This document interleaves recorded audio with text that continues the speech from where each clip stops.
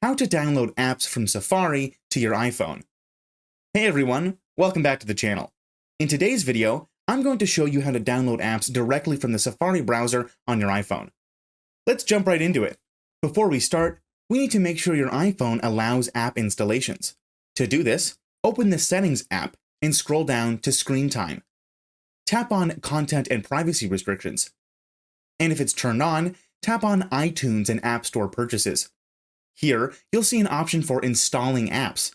If it's set to Don't Allow, simply change it to Allow. This ensures you can download apps without any restrictions. Now that the settings are sorted, open Safari and search for the app you want to download.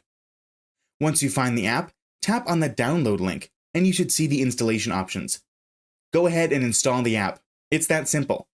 And that's it. If you found this video helpful, don't forget to give it a thumbs up and subscribe to the channel for more tips and tutorials. Thanks for watching, and I'll see you in the next video.